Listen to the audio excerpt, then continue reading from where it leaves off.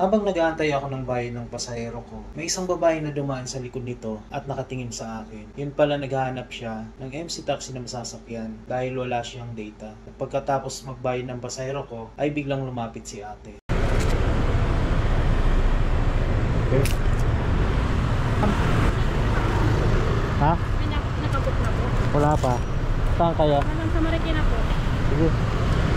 Saan tayo po? Saan sa ano? Reception po. May pang-book ka? Wala po kasi akong book, sir. Ayun na, i-book natin. I-book na lang natin.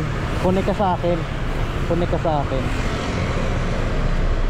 Wait lang. Maganda kasi i-book eh. Para doon sa ano, tawag dito? Insurance. Oo, kaya dapat binubook. Andyan na ba? Vivo 40?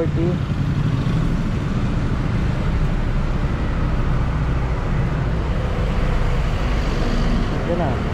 Ayan. Rag manok, maliliit lang. Sige, sige.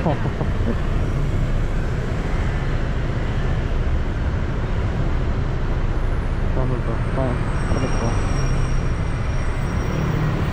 Ayan, tapos i-book mo, gawa ka ng QR code.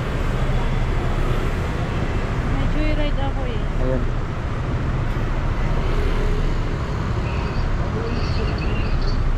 Oh, ayan, ito.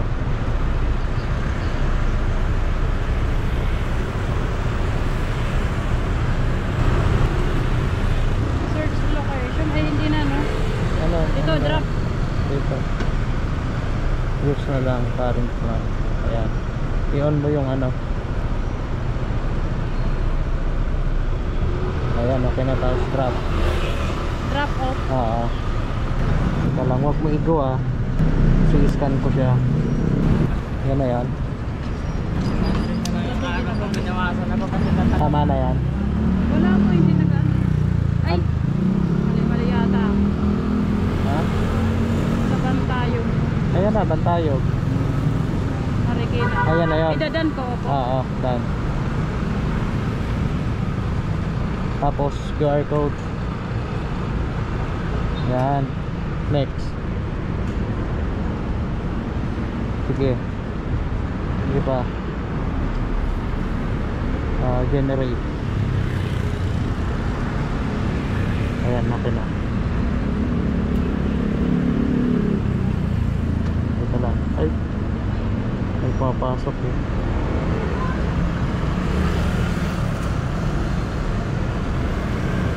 Wala, ang dahil papasok. Ito na yun, Bantayog. Na. Ayan. Okay na po. Oo. Bernalyn na na. Opo.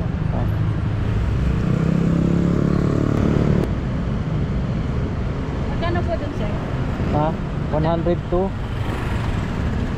Kaya sa lahat ng pasahero ng MC Taxi, dapat po ay laging nakabook kapag sasakay kayo dahil di natin alam kung ano ang mangyayari sa dadaanan nating lugar at kalsada, lalo na't maraming kamote sa kalsada. Para din in case na maaksidente tayo sa daan, ay makover tayo ng insurance ng MC Taxi at para din madaling matrace kung sakali mang mayroong hindi magandang mangyari sa inyo ng driver. Kaya dapat laging nakabook para safe tayong lahat. Ingat!